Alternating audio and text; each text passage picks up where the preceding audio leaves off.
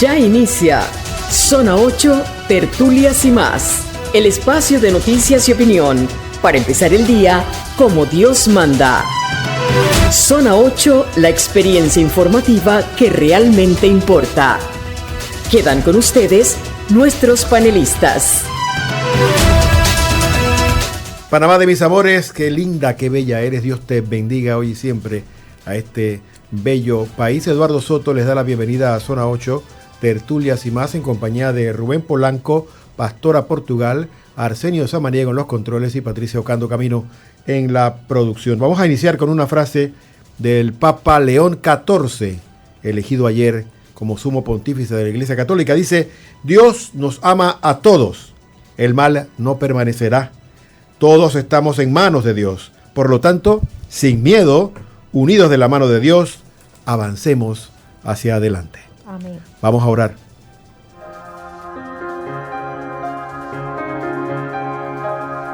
Bajo tu amparo nos acogemos, Santa Madre de Dios. No desoigas nuestras súplicas que te dirigimos en nuestras necesidades. Antes bien, líbranos de todos los peligros, Virgen gloriosa y bendita. Amén.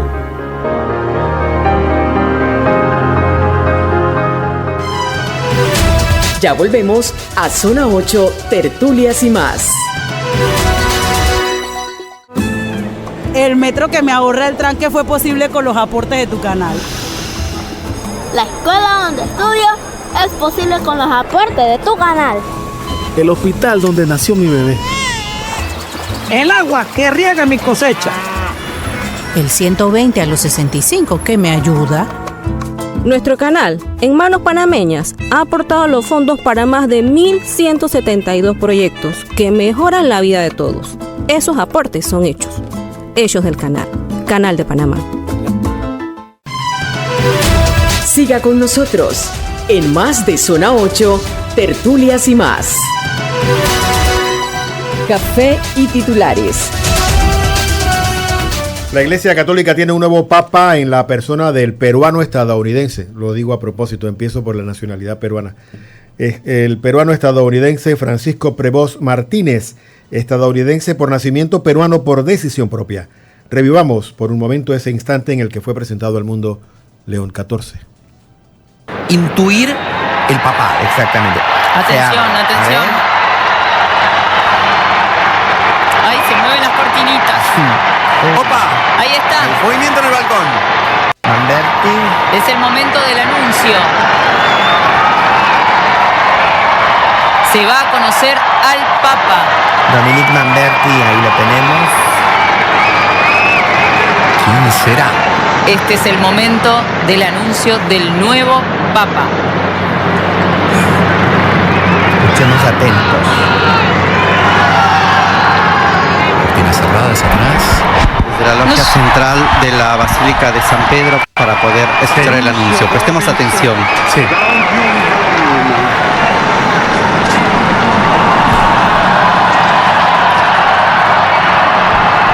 Habemus Papam. Habemus Papam.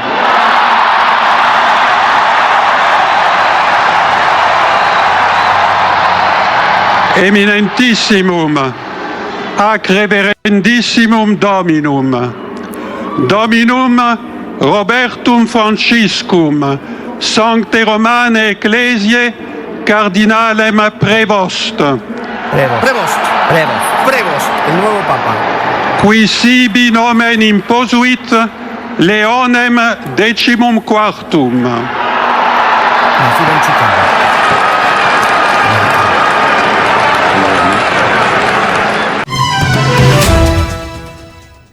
Durante la primera aparición del Papa León XIV hubo muchos gestos o símbolos dignos de un programa completo.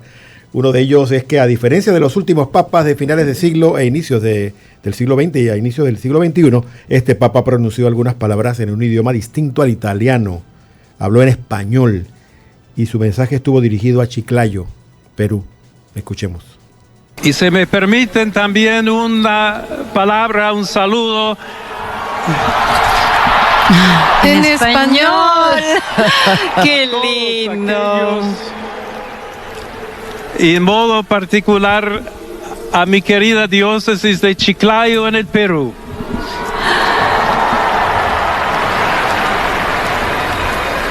Donde un pueblo fiel ha acompañado a su obispo, ha compartido su fe y ha dado tanto para seguir siendo iglesia fiel de Jesucristo. A tutti voi, fratelli e sorelle, a todos ustedes, hermanos y hermanas de Roma, de Italia y de todo el mundo, vogliamo essere una chiesa queremos ser una iglesia sinodal, que camina, una iglesia que cerca una iglesia que busca siempre la paz. Cerca siempre. Muy interesante. Primero que ni el Papa Francisco, siendo argentino, habló en español cuando asumió su pontificado en la logia de la bendición, ese balcón, y lo hizo Prevost, y muy importante, no lo hizo en inglés, que es su idioma nativo, sino en el idioma de su corazón, el idioma español del pueblo que ama, que es Perú. Qué hermoso, ¿no, Rubén? Sí, al final percibo como que hay mucho optimismo de parte de la comunidad latinoamericana por la elección del Papa, aunque al inicio, cuando se anuncia, se dice no, que el Papa es el estadounidense, nació en Chicago, pero luego de que da ese discurso en español, pues se da a conocer entonces que tuvo muchos años en Perú, que tiene nacionalidad peruana y prácticamente es un latino más. Sí, creo Rubén, que hay más optimismo de parte de toda Latinoamérica que del propio Estados Unidos. Bueno, al menos yo como latino lo percibo así. Sí, Rubén como que tiene el corazón latino, eso es lo que percibimos todos. Hay una frase que me encantó, vista ayer en alguno de los muchos documentos que leí posterior a la elección, decía el cardenal Prevost o el Papa León XIV piensa como gringo, siente como latinoamericano. Eso es una mezcla bomba, ¿no? Bien profundo eso. Así es. ¿Qué otra nota tenemos hoy, Rubén? El punto 7. Bien, la actividad del nuevo pontífice inició hoy mismo con una Eucaristía realizada en la Capilla Sixtina, donde un día antes fue elegido pontífice. En su homilía dejó claro que espera ser devorado como Roberto Prevost para que sea Cristo quien se proyecte a una iglesia y un mundo en riesgo. Vamos a escuchar un extracto de sus palabras en el video que nos preparó producción de esta homilía.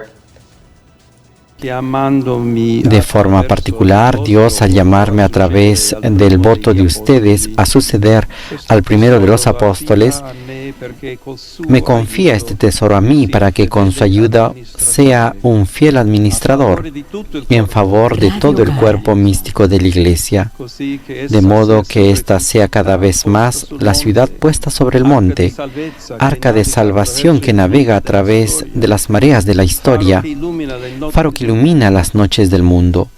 Con todo esto por encima de la conversación en la que Pedro hace su profesión de fe, hay otra pregunta.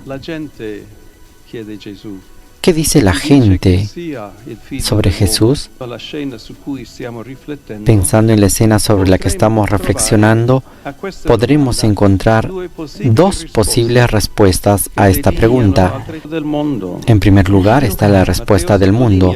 Esta imagen nos habla de un mundo que considera a Jesús una persona que carece totalmente de importancia, al máximo un personaje curioso que puede suscitar asombro con su modo insólito de hablar y de actuar. Y así, cuando su presencia se vuelve molesta por las instancias de honestidad y las exigencias morales que solicita, este mundo no dudará en rechazarlo y eliminarlo. Hay también otra posible respuesta a la pregunta de Jesús, la de la gente común. Para ellos, el nazareno no es un charlatán, es un hombre recto, un hombre que es valiente, que habla bien y que dice cosas justas, como otros grandes profetas de la historia de Israel. Por eso lo sigue, al menos hasta donde pueden hacerlo sin demasiados riesgos e inconvenientes, pero lo consideran solo un hombre. Ambas encarnan ideas que podemos encontrar fácilmente, tal vez expresadas con un lenguaje distinto, pero idénticas en la sustancia, en la boca de muchos hombres y mujeres de nuestro tiempo. Hoy también son muchos los contextos en los que la fe cristiana se retiene una cosa absurda, algo para personas débiles y poco inteligentes, contextos en los que se prefieren otras seguridades distintas, como la tecnología, el dinero, el éxito, el poder o el placer. Lo digo ante todo por mí, como sucesor de Pedro, mientras inicio mi misión de obispo de la iglesia que está en Roma, llamada a presidir en la caridad la Iglesia Universal, según la célebre expresión de San Ignacio de Antioquía. Él, conducido en cadenas a esta ciudad, lugar de su inminente sacrificio, escribía a los cristianos que allí se encontraban: en ese momento seré verdaderamente discípulo de Cristo, cuando el mundo ya no verá más mi cuerpo. Hacía referencia a ser devorado por las fieras del circo, y así ocurrió, pero sus palabras evocan en sentido más general un compromiso irrenunciable para cualquiera que en la Iglesia ejercite un ministerio de autoridad. Desaparecer para que permanezca Cristo, hacerse pequeño para que Él sea conocido y glorificado. Que Dios me conceda esta gracia hoy y siempre, con la ayuda de la tierna intercesión de María, Madre de la Iglesia. Rubencito, entiendo que con la conversación que teníamos fuera de micrófono, que tienes preguntas respecto a cómo se eligen los nombres y esto, ¿no? Sí, porque mira, me causa curiosidad. Nunca he sabido, y como cualquier mortal, ignorante de algunas cosas, creo que es sano que también igual la audiencia de Zona 8 Tertulia y más conozca cómo se elige el nombre de un papa. Por lo menos este se llama León XIV. Anteriormente era Juan Pablo II. Creo que Juan Pablo IV también tuvimos, Benedicto XVI. El Papa Francisco, que acaba de fallecer, que lo están sucediendo ahora, etcétera, etcétera. ¿Cómo se eligen esos nombres? Y la nomenclatura, ¿no? El número romano. Claro. Normalmente el Papa, luego que acepta ser pontífice o sumo pontífice, le preguntan qué nombre va a asumir. La norma indica que él puede quedarse con su nombre, pero la tradición invita a que asuma el nombre de algún santo de la Iglesia Católica, ¿no? Alguna figura que ha sido grande en la Iglesia. Esa elección normalmente se hace en la figura de algún santo a quien este pontífice admira y a quien trata de imitar, ¿sí? El caso de Francisco fue esa, ¿no? Cuando le estaban hablando casi al oído de que no se olvidara de los pobres siendo papa, el nombre que le vino a la mente fue de Francisco de Asís, el pobre de Asís, que ni siquiera se consideraba tan poca cosa Francisco de Asís que nunca permitió ser ordenado sacerdote. Si no lo saben, San Francisco de Asís era diácono, él no era sacerdote. Entonces, porque no se consideraba digno, ¿verdad? Entonces, este tipo de pensamientos y de actitudes responden a eso. Yo elijo el nombre según un santo que admiro y quiero imitarlo. Y en este caso de León, el Papa, hay dos referencias. Ayer hablamos de una durante el noticiero del mediodía. El padre Chemita nos explicaba que León, el León primero, el primer León que hubo en la iglesia, fue el que defendió Roma de los ataques de Atila, de los bárbaros, y defendió a Roma y la mantuvo incólume. No cayó Roma a los ataques de los bárbaros. Cayó el imperio romano, pero no la ciudad de Roma, porque el Papa la defendió. Entonces, esto es muy importante verlo así. Tal vez sea esto lo que inspiró a este Papa, pero también se ha mencionado mucho a León XIII. ¿Por qué el número? Porque tú indicas el último Papa que llevó el nombre, qué número tenía, y asumes el número posterior. Es así de fácil, como un rey, ¿no?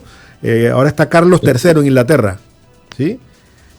Si muere y él tiene algún descendiente que sea Carlos también, será Carlos IV. Y así nos vamos utilizando los números. Hay una explicación que nos ha dado la Real Academia del Español, de la lengua española, que dice que en la serie de papas y reyes, los números romanos se leen como ordinales hasta el número 10. Por ejemplo, Carlos I, II, III, IV, V. ¿Ya? Y cuando llegamos al 11, empiezan a usarse los números como cardinales. Empieza a usarse el número exacto, ¿no? En este caso es León XIV. Eso nos dice la Real Academia que debe ser así, no León XIV. Pero mira que el diácono, el protodiácono dijo León XIV, porque lo dijo en latín. En latín sí es un ordinal, pero en español se usa el cardinal. Entonces es eso, Rubencillo. Tú asumes el nombre de un santo Resumiendo, sería León XIV. León XIV.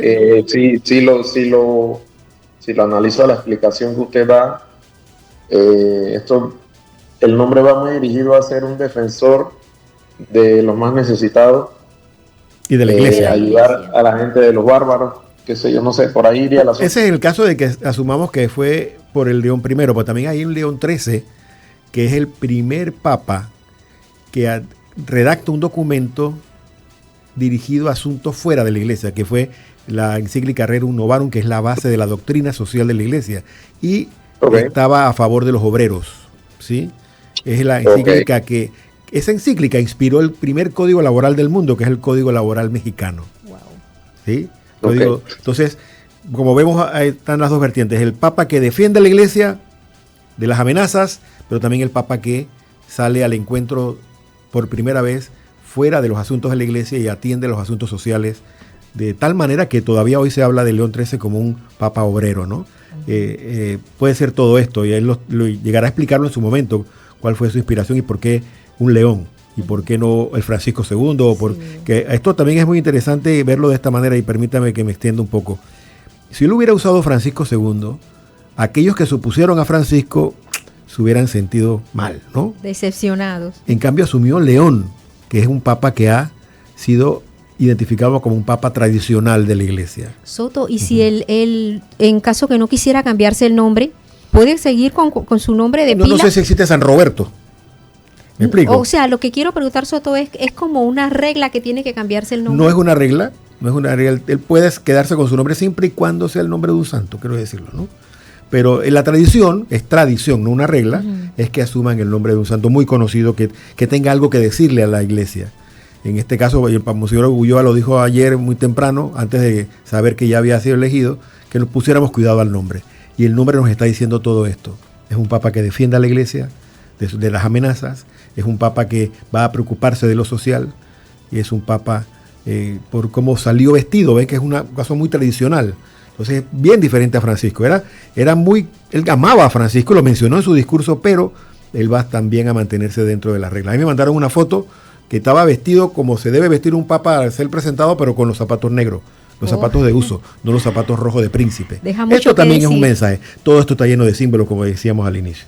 Espero haber... Mucha humildad. Así es. Por ahí vi también ha circulado mucho la foto en redes sociales, Eduardo y Pastora, creo que lo han visto, de cuando estuvo aquí en Chitré. Sí, el actual papa. Sí, él estuvo en 2015. Chitré. Así es.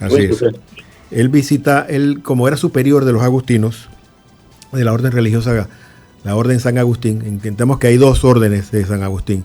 La orden de San Agustín, que es la más antigua, y los agustinos recoletos, que tienen como 500, 600 años. Entonces, él, como superior de la orden de San Agustín, el superior general del mundo, visitó todos los países donde estaba la orden, visitó los colegios, y aquí en Panamá el único colegio, no el único, hay otro en Peronomé y hay otro en Chiriquí, pero visitó, y estricté la foto al menos, de Chitré. Y él fue a Chitré a visitar el colegio agustiniano y visitó la parroquia del Rosario, que es donde están ahí durmió en la casa de los agustinos en el Rosario, ahí en la ciudad de Chitré, una parroquia hermosísima donde era párroco Monseñor Ocho Gavía, que ahora es el obispo de Colón, que también es de la orden de San Agustín, que debe estar muy contento con esta elección, igual que Monseñor Ulloa, que es de la orden de San Soto, Agustín. Dios quiera y lo tengamos ahora nuevamente, pero como papa en nuestro país. Vamos a ver, yo no creo en esas coincidencias ni Yo en esas sí posibilidades, creo. pero porque es un trabajo tremendo para nosotros, pero bueno, vamos a ver cómo circula. Digamos, más noticias, hermana. Sí, continuamos. En Panamá también tuvimos reacciones ante la elección de este cardenal de la Orden San Agustina, como ha dicho Soto, una de las más antiguas en nuestro país. Monseñor José Domingo Ulloa Mendieta, obispo de Panamá, señaló que conoce al nuevo papa desde hace 30 años por pertenecer ambos a esta congregación inspirada en San Agustín. Escuchemos las reacciones de nuestro queridísimo arzobispo Arsenio. 20 años en Perú, en los lugares más sencillos, humildes, y de ahí después fue general de la Orden de San Agustín por 12 años. Y después, hace 2 años, el Papa Francisco lo llamó para que prestara uno de los servicios más importantes de la Iglesia, como es la elección de obispo. Y reitero, no es por vanagloria, lo conozco desde hace más de 35 años, hemos trabajado. Hace 10 días estuve en Roma, estábamos almorcé con él 2 o 3 veces, cena y conversar. ¿Se imaginó que estaba cenando con el futuro? Lo molestaba, yo lo molesté cuando me despedí, le decía, la próxima vez como papa, eso ya de molestarlo como hermano, ¿no? Y ahora siento una gran alegría. Ahora, el gozo primero, no solo humano, a mí es el gozo de la fe, que el Espíritu, yo creo que ha elegido a un hombre que va a conciliar la iglesia, el mundo. Algo que nos ha mandado producción aquí, Patricio Cando, indica lo siguiente, volviendo al tema del nombre, mi querido Rubén. Dice que la tradición de cambiar el nombre después de ser elegido para el trono papal se ha convertido en una costumbre a lo largo de los siglos. Está vinculado a los orígenes de la historia de la iglesia. Pedro es el nombre del primer papa. Él realmente se llamaba Simón. Cristo le dijo, tú eres Pedro y sobre esta piedra edificaré mi iglesia. Y el nombre bautismal es sustituido por el pontificio, casi para resaltar un segundo nacimiento al que es llamado el obispo de Roma después de la elección. Entre los nombres más utilizados por los pontífices después de su elección están los de Pío, Gregorio, Juan, Benedicto, Inocencio, León y Clemente. El que le haya elegido uno de estos nombres tradicionales nos dice, vuelvo a las raíces de la iglesia, vuelvo a lo tradicional que había sido roto por Francisco porque eligió un nombre fuera de esta lista. La lista de nombres de pontífices incluye, entre otros, los de José, Santiago, Andrés y Lucas, también los escritores del Evangelio, ¿no? Ningún pontífice hasta ahora ha elegido llamarse Pedro como el primer pontífice. Muy interesante lo que nos ha mandado Patio Cando. También el padre Miguel Ángel Keller, hasta hace muy poco un alto cargo en la Universidad Santa María la Antigua, y ahora presta servicios en la diócesis de Chitré, por su avanzada edad, reveló las veces que el ahora Papa ha visitado esa región del país, donde la Orden de San Agustín tiene un colegio y una larga trayectoria de atención pastoral. Ellos antes atendían la catedral de Chitré. Ahora están ya, como dije, en la parroquia del Rosario, en el área, en la periferia de Chitré. Escuchemos al entrañable padre Keller lo que le dijo a un medio allá en Azuero. Adelante. Claro, es una alegría. Háblenos un poco acerca de la experiencia, el trabajo que tuvo en conjunto con el ahora Papa. Bueno, él fue general de los agustinos en Roma y yo estuve trabajando con él pues durante 6 años. Entonces lo conozco bien de reuniones, del trato, pero es una persona, o sea, muy inteligente, pero muy sencilla, con gran capacidad de gobierno. Y bueno, pues un buen fraile y un buen agustino. ¿Estuvo varias veces en Chitré? Sí, porque el superior general de los agustinos suele visitar en lo posible toda la orden, ¿no? Se quedó aquí, exactamente. Y aquí se pasó, yo creo que en un par de ocasiones, y no mucho tiempo, un par de días, pero sí. ¿Cómo fue la impresión de ustedes al recibir esta noticia?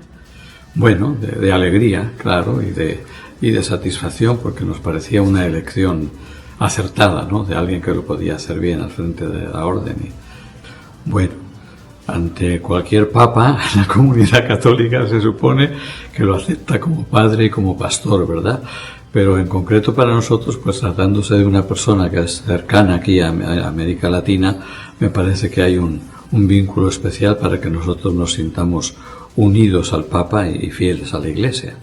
Ahora también más especial este lugar sabiendo que él se hospedó aquí. Sí, él estuvo aquí. No mucho tiempo, porque las visitas que hace el superior general, que era entonces, no puede estar mucho tiempo en cada lugar, pero creo que 2 o 3 días al menos sí estuvo aquí. ¿Cómo fue la impresión de él con Chitré? Bueno, él ha sido misionero en Perú mucho tiempo, así que conoce bien América Latina y las comunidades, y naturalmente le agradó. Además, los chitreanos son gente acogedora, ¿no? Y le acogieron bien, como a todos los que vienen. Llevó buena impresión de aquí. Algo que debo decir y que no mencionó el padre Keller es que cuando el padre Prevost era superior, el que estaba en casi todos los viajes de Prevost en América Latina era precisamente Keller. ¿Sí? Y Miguel Ángel Keller fue, y ya no tanto, pero fue muy requerido en la Orden de San Agustín porque es muy estudioso, porque es un docente y ayuda mucho a la parte esta de formación de los sacerdotes agustinos, y estaba mucho en Roma, en España, en América Latina, junto con Prevost, dándole vueltas a la orden, ¿no? Entonces, ahí lo vimos en un par de fotos en Colombia, vimos fotos de padre Keller con el ahora Papa en Brasil. O sea, han estado muy cercanos, y esto es muy interesante. Estas amistades de ellos no son de ahora. Alguien que nos ha hecho comentarios y análisis de la situación del Papa, del nuevo Papa, es nuestro querido consultor aquí y amigo del programa, el licenciado Víctor Manuel Delgado. Él nos ha enviado su reflexión. Él, a partir de esta semana, va a empezar a estar con nosotros los miércoles, porque ya tiene clases muy temprano los viernes. Así que, como hoy es viernes y él no podía estar, o venía por muy poco tiempo, nos mandó unos audios que nos ayudan a entender esta elección. Vamos a escucharlos. Buenas, Eduardo.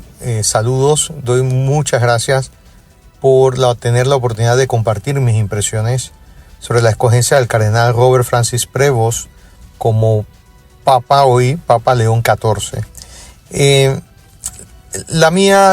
Mis impresiones voy a hacer varias, pero una va a ser de orden biográfico, y creo que lo que hay que destacar es el hecho de que tenemos un Papa que es hijo de inmigrantes.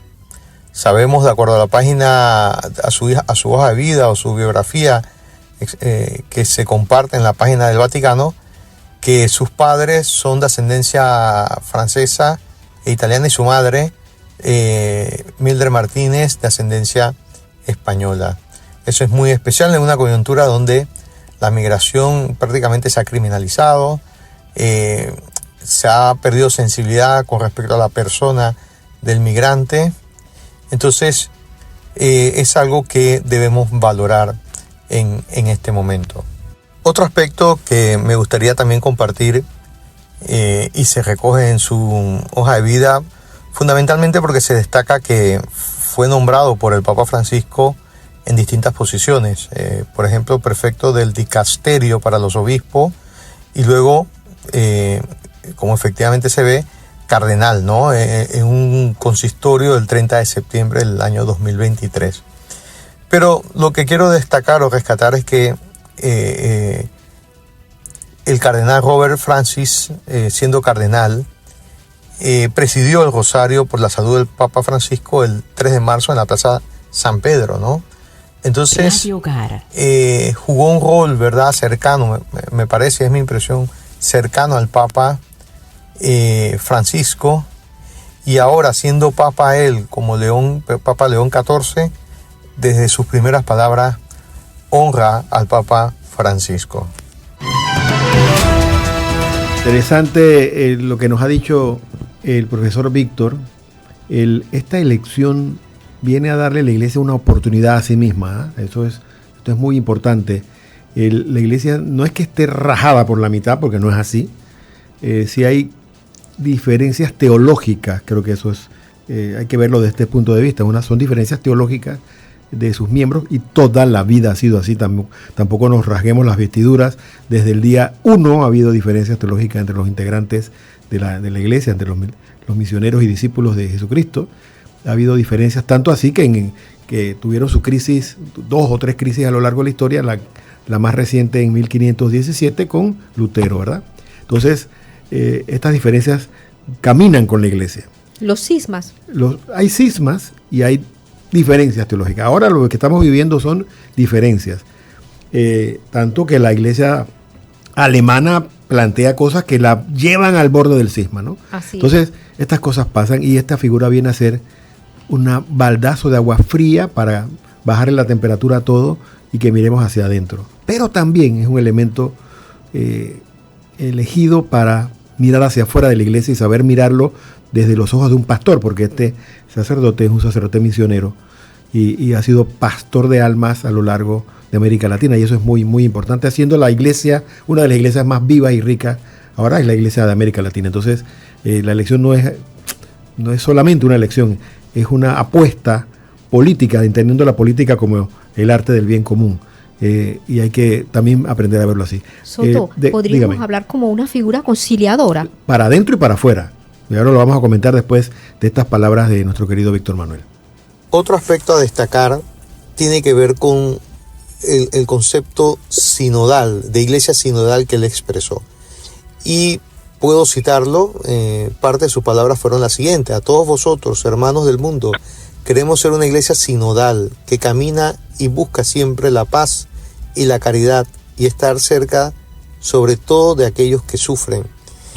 Para mí son palabras claras y está indicando que su pontificado se va a enmarcar en esta visión de iglesia, una iglesia sinodal, lo que implica la participación de todos sus miembros, la comunión que debe fomentarse entre todos los miembros de la iglesia, esa misión evangelizadora en la cual, a través de la participación de todos los miembros de la iglesia, la importancia de caminar juntos hacia un mejor futuro y, muy importante, esa constante escucha de las voces de todos los miembros de la comunidad.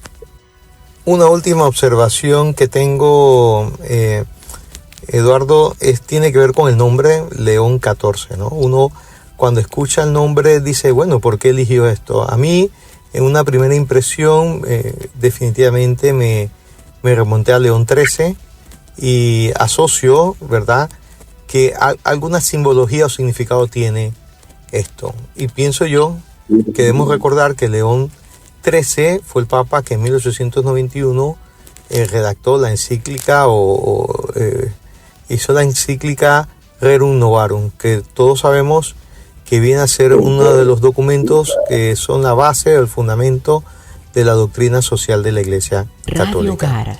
Entendería entonces del nuevo Papa León XIV que hay un grado de sensibilidad, ¿verdad?, de sensibilidad en temas sociales, de sensibilidad con respecto a las personas más necesitadas y vulnerables. Y creo que cuando uno ve su biografía, efectivamente ve esa experiencia como misionero, como pastor, como padre, como obispo, muy cercano con la comunidad, con su diócesis y con las necesidades de la misma. Unas palabras finales. A mí, en lo personal, me parece que también los cardenales encontraron en el cardenal Prevost una posibilidad de diálogo de tú a tú con Donald Trump. En estos momentos, cuando Donald Trump, personalmente, no los Estados Unidos, Donald Trump se ha convertido en una piedra de tropiezo para las sociedades del mundo, tener a alguien de su misma nacionalidad, a quien tenga que respetar y con quien deba hablar serenamente, me parece que la elección vino por ahí también. Es una opinión personal y estamos ya en el área de la tertulia, ¿no? Y debo decir que revisé someramente, pero por más o menos una hora, las redes de Prevost. Y en sus redes siempre tuvo una palabra de crítica a las políticas de los Estados Unidos luego del 20 de enero de 2025. Así que sí, es una persona que no es dócil a las políticas de Estados Unidos, pero es un pastor, ha demostrado ser un hombre muy humano y sereno. Entonces, poder hablarlo serenamente con Donald Trump va a ser importante, y no solo con Donald Trump, sino también con el mundo entero que está viviendo esta época va a ser una persona con quien hablar y que puede guiar y iluminar, que creo es el papel del Papa, ¿no? Iluminar la realidad. ¿Ibas a decir algo, Rubensito? Dios quiera, Soto, que pueda guiar, iluminar a Trump también, porque el presidente Trump en sus redes sociales le mandó las felicitaciones. Ojalá este pastor pueda influir para que las cosas mejoren y sea en beneficio, y también que por tener un corazón latino va a apoyar mucho va a trabajar mucho por la política que se venga para nuestros países. Las expresiones mayores que vimos en las redes del cardenal tenían que ver con el maltrato a los migrantes que están Eso lo escuchamos. Si puede, pues Dios quiera y sea una figura conciliadora también con este presidente. Ojalá pueda hacer algo. Yo sí debo aclarar, y nunca me pareció eso, pero sí lo decían mucho en redes sociales. A propósito que menciona lo de Trump, la gente decía que Donald Trump ganó porque puso un papa de Estados Unidos, y la verdad yo no lo percibo así de esa manera, porque no hay forma de que pueda influir en esta elección. Eso es muy reservado. Sí, eso se dio por las redes. Reservado. Aparte, Eduardo, yo tenía una consulta adicional también. Sí, adelante. Fue la tercera votación, ¿no? Fue después de la tercera votación que hubo Fumata Blanca. Esa votación fue la cuarta votación. La cuarta, perdón. Sí. Esta votación, la final, la definitiva, se sabe la cantidad de votos a favor, en contra. Aún no, eso va a quedar en... hay que esperar un tanto. Recuerda que hay un voto de silencio que hacen los cardenales. El Papa puede permitirle a algún cardenal hablarlo. El Papa mismo puede hablarlo, pero aún no se sabe el detalle como tal. Eventualmente se conoce, porque siempre al final se conoce este tipo de asuntos se van conociendo, pero con el tiempo, no es inmediato. Bueno, también es cierto que antes no habían las redes como hay ahora. Ahora hay una porosidad de comunicación tremenda, ¿no? Puede ser que sea mucho más rápido que antes, pero sí, se va a conocer, pero sabemos es que fue la cuarta porque fue muy rápido y fue una hora antes de lo previsto. Quiere decir que no llegaron a la quinta. Estábamos esperando la chimenea, la fumata blanca o negra a las 12, después de la quinta votación. Fue una hora antes, lo que indicaría que fue en la cuarta votación, lo que indicaría también que hubo velocidad. Es una de las más rápidas en los últimos tiempos, desde Juan Pablo II. No había una tan rápida. Y esta fue muy rápida, lo que indica que ellos ya sabían que debía ser alguien de consenso y no que representara ninguna de las fuerzas que estaban allí en el cónclave, ¿no? Así que, bueno, prontito, yo estoy seguro que muy pronto sabremos cuál fue el resultado de esa votación. Ya tenemos a nuestro invitado en línea para la segunda parte del programa. Quiero advertir que vamos a conversar con Yamir Córdoba, un alto cargo del Sindicato Único de Trabajadores de la Construcción, para que nos dé su parecer y nos explique lo que está pasando y cuándo puede haber luz al final del túnel. Ojalá pronto. Vamos a la pausa y regresamos de inmediato con nuestro amigo Yamir Córdoba. Ya volvemos a Zona 8, Tertulias y más. ¿Tienes alguna intención especial por la salud de tus seres queridos, por su bienestar espiritual o corporal? ¿Te gustaría pedir por el eterno descanso de algún familiar fallecido? Este es el momento de elevar tu voz al Señor. Inscribe tus intenciones hoy mismo en el Rosario en Familia y juntos rezaremos por la salud y la paz de los tuyos y la resurrección de aquellos que ya partieron. Llama a nuestras oficinas al 270-0141 o escríbenos al WhatsApp al 6428-8597. La familia que reza unida, permanece unida. El Rosario en Familia.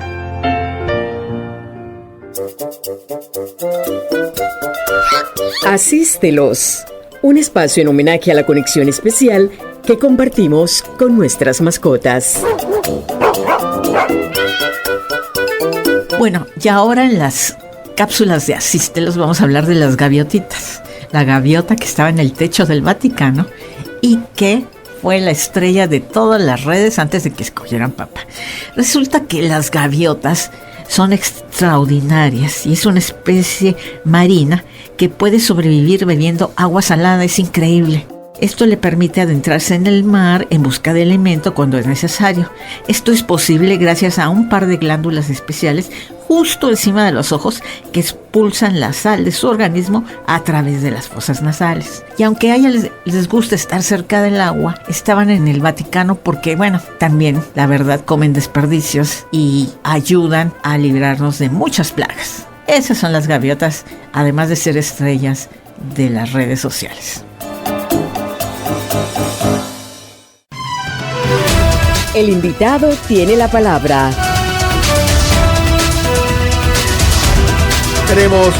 Tenemos con nosotros a Yamir Córdoba del Sindicato Único de Trabajadores de la Construcción. Yamir, bienvenido a los micrófonos de Radio Hogar. Ya tiene varios días esta paralización nacional. Queríamos conocer un poco del balance que ustedes van haciendo al respecto. Antes de eso, quería hacerle una consulta ya en tono personal a usted particularmente, Yamir. Se ha elegido un papa que lleva el nombre del Papa León, que hace más de un siglo escribió una encíclica, la primera de la Iglesia relacionada con el tema social, que inspiró muchos códigos de trabajo, principalmente el mexicano, que fue uno de los primeros del siglo XX. ¿Ha tocado usted la noticia? ¿La conoce? ¿Qué impresión tiene con la posibilidad de que este papa se preocupe particularmente por lo social y lo laboral ahora que asumió posesión? Le escuchamos, para luego entrar en el tema. No lo escuché porque se me quedó en pausa el audio. La pregunta dice. ¿Qué ocurrió? Sí, nada más lo escuché hasta donde dijo el escrito. Sí, el Papa León XIII, que es el anterior a este con el nombre León, escribió una encíclica dirigida a los obreros del mundo en una época en que estaba en convulsión el asunto social por la revolución industrial, ¿no? Y eran muy abusados los trabajadores. Y el Papa León XIII escribió esta encíclica para dar la opinión de la Iglesia y para acompañar a la clase obrera en sus reivindicaciones. E inspiró el Código Laboral mexicano y otros de principios del siglo XX. ¿Qué expectativa tiene usted con respecto a este Papa que tiene este nombre, tal vez por esta situación de apoyo a lo social y a mirar a los más humildes del mundo? Si tienen alguna expectativa, para usted particularmente, no tanto como dirigente sindical, sino como ser humano. Le escuchamos. Buenos días y gracias por la entrevista en la mañana de hoy. Bueno, mire, en la parte esta del Papa León XIV, que acaban de llegar a un acuerdo todos los cardenales, nosotros vemos muy positivo de que en efecto sea un Papa latinoamericano, porque tiene nacionalidad peruana. Y por la trayectoria de lo poco que hemos escuchado, es una persona bastante justa. Justicia social lo caracteriza, igual que el Papa Francisco. Creo que es muy importante que personas como ellos ocupen esos cargos tan importantes en el mundo, ya de que el mundo hoy está muy convulsionado y lo que se requiere es justicia para los pobres. O sea, se están haciendo el papel que les corresponde, porque esa fue la enseñanza que nos dejó el Señor Jesucristo cuando estuvo aquí en la tierra. O sea, Él lo que pedía era justicia y que los más pobres pudieran tener días mejores. Sí. Así que me parece muy, muy bien de que en efecto hayan nombrado a un papa con estas características, porque realmente había preocupación de cuál iba a ser la persona que se podía nombrar. Muy bien, Yamir. Vamos a entrar entonces en el tema que nos ocupa en el día de hoy. Panamá está en esta situación, en este paréntesis de paralización de algunas actividades. Ahí ha habido enfrentamientos en algunas ciudades del país. Hay una provincia entera que está sitiada, está cerrada, no entra ni sale nada, que es Bocas del Toro, y ya se empiezan a sentir los efectos dentro de Bocas y fuera de Bocas del Toro. ¿Cuál es el balance que ustedes han hecho y qué posibilidades hay de que esto termine en breves días? Le escuchamos. Bueno, mire, nosotros en el caso, me refiero al de Suntra, realmente nosotros hemos sido asediados por la policía. En las obras en construcción Incluso no nos permiten reunirnos con los compañeros porque la policía llega en una forma amenazante e intimidante a tratar de coaccionar nuestras reuniones que tenemos con los compañeros, porque nosotros todos los días estamos en obra de construcción, no por esta situación de la huelga, sino en efecto porque estamos atendiendo quejas y situaciones que se dan en las distintas obras. Entonces es una práctica diaria que nosotros hemos llevado a cabo, y en medio de la huelga lo que tratamos es de conversar con nuestros compañeros explicándole la situación, cosa tal de que podamos sustentar y sostener la huelga. Pero nos hemos encontrado con esta variante. La Policía Nacional nunca había interferido de forma tan directa como lo está haciendo en este momento, porque la policía siempre interviene si es que hay alguna situación de conflicto, y en ninguna obra en construcción hasta el momento ha ocurrido tal situación. Entonces sí tenemos un asedio, incluso los dirigentes sindicales nos han arrestado. Yo recientemente acabo de salir porque me llevaron arrestado en una obra y el cargo que me estaban imputando era de privación de libertad. En pocas palabras, eso quiere decir secuestro. Y cuando el fiscal comenzó a revisar, se dio cuenta que en efecto no habían méritos para que me imputaran semejante cargo, y lo que hizo fue que lo pasó a un juez de paz, pero un juez de paz nocturno. Después del juez de paz nocturno lo pasaron a un juez de paz diurno, y así sucesivamente. O sea, nos mantienen en esa incertidumbre de aquí para allá y nos imputan cargos sin ni siquiera tener las pruebas suficientes de lo que nos están acusando. Entonces, para nosotros es una situación muy, muy preocupante, porque aquí se están violando las garantías constitucionales, los derechos que tenemos los ciudadanos, y hoy es con Suntra, mañana puede ser con cualquiera persona que quiera alzar su voz, o cualquier gremio que quiera alzar su voz. Entonces es una persecución que nos han montado, porque recuerde que en entrevistas anteriores el presidente de la República prometió minimizar al Suntra a su máxima expresión. Para nosotros eso es desaparecernos. Entonces esta situación se ha convertido en una situación de subsistencia de nuestra organización sindical. Aquí se están violando las libertades sindicales, el derecho a organizarse también. La ministra de Trabajo emitió una resolución de que ya las empresas, la cuota sindical no se la paguen directo al Suntra, sino de que en efecto la cuota sindical ahora hay que pagarla en el Ministerio de Trabajo. Y a la resolución no le ponen Suntra porque fuera algo muy descarado, pero realmente es contra nuestra organización sindical, que es la única organización en este momento que tiene todas las cuentas cerradas. Y ellos le prohíben a las empresas que nos paguen en efectivo, porque entonces dice que estarían cometiendo un delito de blanqueo de capitales. O sea, es una situación bien difícil por la que estamos atravesando, y nosotros realmente quisiéramos que esta situación se resolviera, porque, o sea, es una situación donde incluso los empresarios de la CAPAT, que nunca ellos habían intervenido en las situaciones internas de nosotros los trabajadores, ahora lo hacen y nos amenazan. Han amenazado a los compañeros con despidos masivos por abandono al puesto de trabajo, y todas esas persecuciones que tenemos, tanto de la patronal como del mismo gobierno. Sí. Una pregunta, don Yamir. La situación de paralización de las obras, ¿cuál es el balance que han hecho? ¿En cuántas provincias y cuántos trabajadores están involucrados? Bueno, hasta el momento nosotros tenemos, se puede decir que el 90 a 95% de las obras paralizadas en todo el país. Si usted ve aquí en declaraciones que dio la ministra de Trabajo, dice que a algunas comunidades en el área este no se le da agua porque está la obra paralizada, que no se dan la salud como se debe de atender porque hay unos hospitales paralizados, y así sucesivamente. O sea, se trata de enculpar a Suntra de todas las no soluciones que ellos no le han podido dar a este país y al pueblo en general. Entonces nosotros en este momento tenemos entre un 90 a 95% de la obra paralizada, y en eso podemos decir que pueden estar involucrados unos 15,000 trabajadores en nuestro balance más o menos en todo el país. ¿Ustedes ¿Perdón? Sí, iba a dar una última frase, adelante, termínela.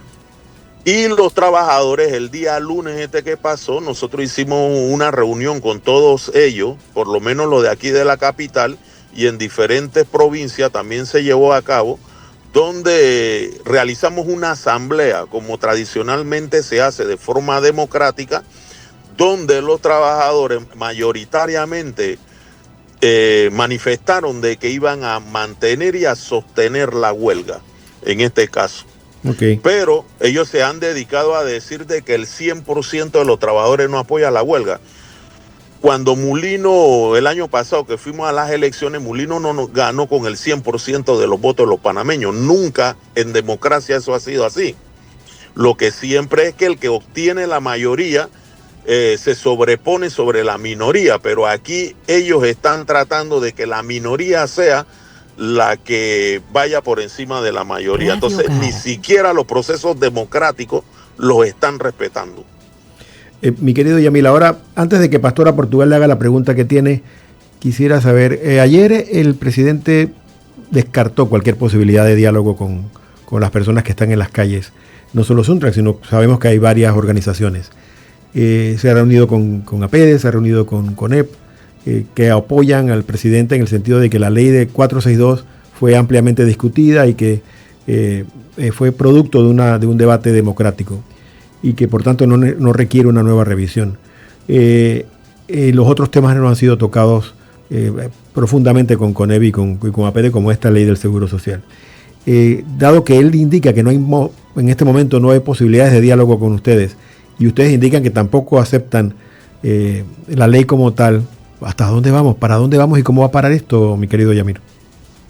Bueno, nosotros realmente quisiéramos que aquí hubiese un acto reflexivo por parte de las autoridades que ocupan los cargos en este momento y que nos pudiéramos sentar a discutir sobre nuestra queja, aunque ya ellos la saben, porque en la misma mesa que ellos invocan, todos los sectores que estábamos ahí, de las 11 organizaciones que fuimos invitados, 10 de esas organizaciones manifestamos que no queríamos cuentas individuales en nuestro sistema de pensiones. Entonces ellos nos escucharon, pero nos ignoraron a la vez, porque no tomaron en cuenta ninguna de las propuestas que nosotros presentamos. ¿Me explico? Sí. Entonces esa es la situación que nos tiene en este momento, de la forma como nos tiene. Entonces el presidente, en el día de ayer, yo en lo personal anhelaba la esperanza de que por lo menos abriera una puerta a un diálogo, pero el presidente lo que hace es que, con su arrogancia que lo caracteriza, es que él no tiene nada que hablar con nadie. O sea, esto es una cuestión de imposición, y si te gusta, bien, y si no, también. Pareciera que ese es el estilo él de dirigirse a esta población. Entonces, aparte de eso, él también lo ha manifestado de que su gobierno es un gobierno proempresarial. O sea, que allí los pobres, los humildes de este país, los trabajadores, no contamos para él. Porque también él lo dijo, que ni siquiera pagamos una planilla para nosotros estar opinando en situaciones del país. Pastora Portugal le tiene una pregunta. Gracias, señor Yair, por estar con nosotros. Usted escribió que esta situación de asedio solamente se está dando con el Suntrax. Prácticamente que sí, porque con los educadores también se dieron algunas situaciones, pero ya en el caso de ellos ha bajado un poco la presión. La presión ahora se han enfocado directamente con nosotros.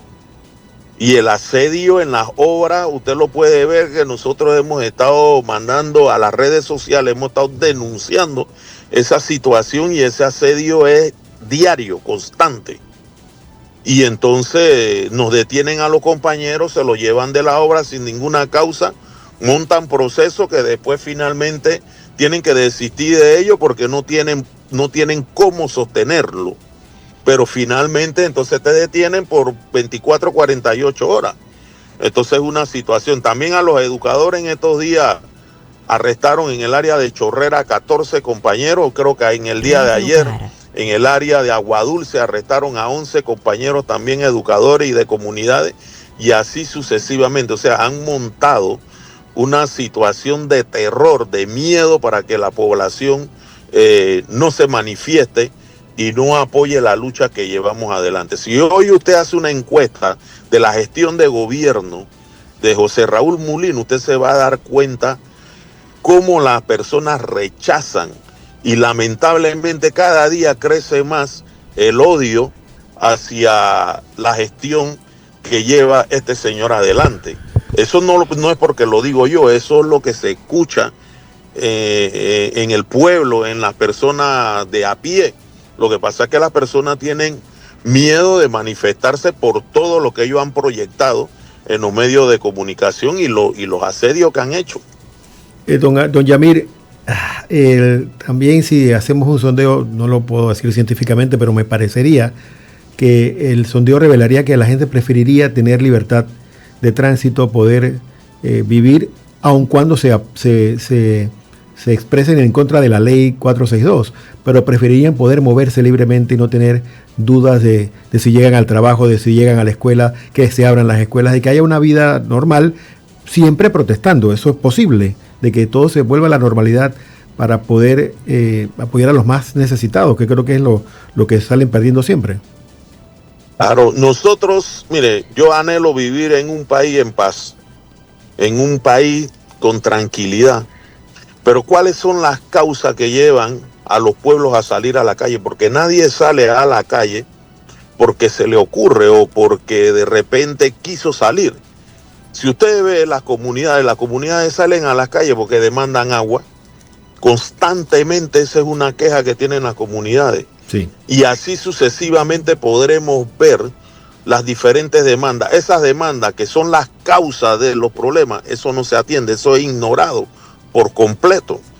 Entonces por eso se ven abocados las comunidades y los pueblos a salir a las calles. Panamá no es la excepción de esta situación. Entonces nosotros hemos estado saliendo a las calles, nos hemos cerrado en diferentes puntos, nos hemos estado movilizando en marcha, y si ustedes ven, todo ha transcurrido de una manera casi normal. Lo único que hay una situación en el país de que hay una ley que nos afecta, nosotros sentimos que nos afecta y que realmente nosotros no la queremos, porque esa ley a quien se le va a aplicar es a los trabajadores. A los empresarios esa ley no se le va a aplicar, porque los empresarios tienen suficientes recursos económicos para pasar su vejez en una vejez cómoda, en una vejez suficientemente bien. Pero el problema lo vamos a tener los trabajadores cuando ya las fuerzas nuestras mermen, que no podamos trabajar. Nosotros necesitamos tener una jubilación digna, no una jubilación que sea irrisoria, que ni siquiera nos sirva para garantizar comprar medicamentos. Sí. Porque cuando uno ya llega a cierta edad, uno lo que necesita es tener medicamentos para donde uno se mueve. Entonces, si tú no tienes mínimamente para garantizar un bienestar de una vida, tú estás condenado a una vida miserable, una vida injusta. Y creo que es lo que, por lo menos las Sagradas Escrituras, siempre han dicho, de que los seres humanos necesitamos tener vida digna. ¿Me explico? Claro. Entonces, eso es lo que se profesa en todas las religiones del mundo, pero aquí realmente no sé qué es lo que está pasando. Gracias a Yamir Córdoba, él es del Sindicato Único de Trabajadores de la Construcción, quien nos ha compartido el balance de la situación actual y nos da, por ejemplo, su opinión de que por lo menos no hay luz al final del túnel por ahora. Ojalá pronto lleguen las condiciones que hagan posible que las fuerzas que están en conflicto en este momento puedan sentarse, dialogar y encontrar una salida que beneficie a todos en el país. Vamos a la pausa y venimos. Y una cosita más, y no es porque nosotros no queramos, sino es porque el presidente prácticamente en su discurso cerró toda posibilidad. Pero nosotros estamos prestos y estamos disponibles al momento que las autoridades llamen a sentarnos con ellos. Claro. Y a buscar una solución a esto. Vamos a la pausa y regresamos al final de Zona 8. Gracias. Si tienes algún anuncio que comunicar, producto o servicio que deseas ofrecer, Anúnciate con nosotros en Radio Hogar. Comunícate a mercadeo@radiohogar.org o al WhatsApp al 6428-8597. Radio Hogar, la voz de tu iglesia.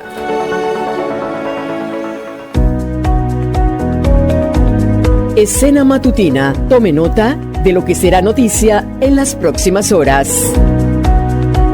Ya está el padre Samuel Álvarez para la Eucaristía de hoy, una Eucaristía en acción de gracias por la elección del Papa León XIV que se ha realizado hace poco en FTV, y vamos a compartirla con todos ustedes ahora en lugar del programa Ríos de Agua Viva.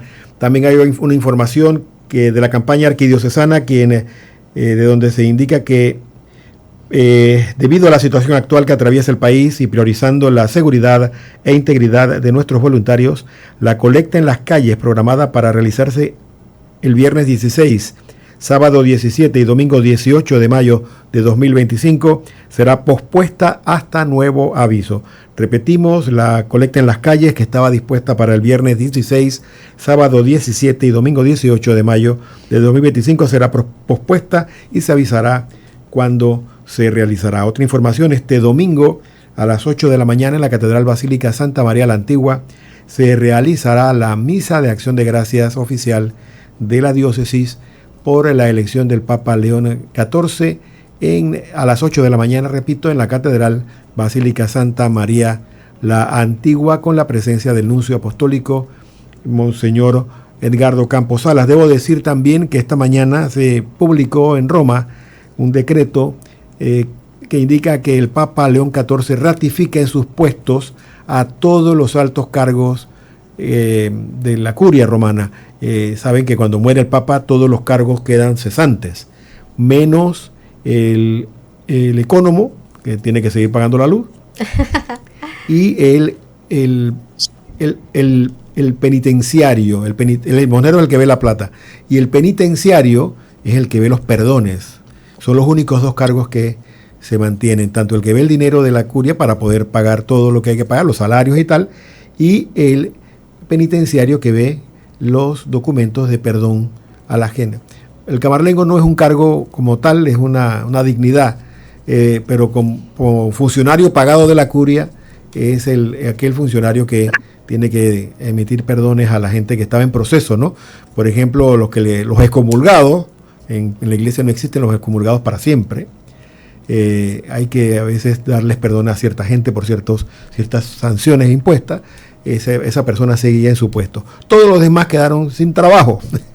El Papa hoy ha dicho pues que los mantiene en su cargo y que posteriormente estará analizando la situación para ver si hay algunos cambios de personas en esos cargos. ¿Algo más que tenga por ahí, Rubencito? Sí. Dígame. Fíjate que durante la Universidad de Panamá, a raíz de la constante disturbios, suspendió las clases presenciales el día de hoy y el día lunes. Las clases van a ser de manera virtual. Sí. Eso para que lo tengan en cuenta. Y ayer, y esto es importante decirlo también, la Caja de Seguro Social emitió un comunicado oficial donde reportan una menor de 4 años con un diagnóstico de fractura de cráneo y hemorragia producto de un golpe con una piedra durante los disturbios en la vía transísmica. Eso fue el pasado miércoles. Sí. La menor iba en el auto junto con sus padres. El auto aparentemente lanzaron una piedra durante las manifestaciones y golpea a la menor. Actualmente la menor se encuentra en la Ciudad de la Salud, evoluciona favorablemente, está somnolienta, no presenta dolores de cabeza y está bajo observación por el equipo de neurocirugía de la Caja de Seguro Social en la Ciudad de la Salud. Una acotación con respecto a la suspensión de clases presenciales en la universidad. Lo administrativo está funcionando. Si tienes algún trámite que hacer en la universidad puedes ir a hacerlo. La entrada es por odontología, por ahí es que se va a entrar a la universidad. Es la única entrada y salida que hay disponible. Una última información: el presidente estadounidense Donald Trump dio a entender hoy que quiere reducir drásticamente los aranceles que él decidió imponerle a los productos importados desde China días antes en una reunión de representante comercial con los dos países. Quiere decir que de 145% que los tiene ahora, los bajará a 80%. Ya empezó la cosa, el pulseo, se dio cuenta que se estaba disparando en el pie puede ser eso. También China había dicho que quiere discutirlo, se querían ver en Suiza con los representantes comerciales, creo que están en eso, y ya parece que está bajando la marea para beneficio del mundo, ¿ah? Y qué bueno que sea luego de la elección del Papa. Soto, no nos olvidemos que para hoy el INPA informó a través de su boletín meteorológico, INPA, sí, a través de su boletín meteorológico, que para este viernes 9 de mayo se esperan cielos dispersos, anublados y aguaceros con actividad eléctrica. Mira ese sol que está allá afuera, tremendo. No se deje creer de ese sol, Soto, lleve su paraguas. Salga con paraguas o con capote. Gracias a todos por su sintonía. Esta semana hemos dedicado la semana al tema papal. Y gracias a Dios ya tenemos Pedro de vuelta en el timón de la barca. Así es. Y vamos, Dios primero, a buen puerto. El lunes reiniciamos con Zona 8, tertulias y más, con invitados especiales para discernir sobre lo que está pasando en nuestro bello país. Eduardo Soto se despide en compañía de Rubén Polanco, Pastora Portugal, Arsenio Samaniego y Patricia Ocando Camino. Gracias a todos, nos vemos y escuchamos el lunes. Hasta aquí, Zona 8, tertulias y más. El espacio de noticias y opinión para empezar el día como Dios manda. Les esperamos en la próxima edición de Zona 8, tertulias y más.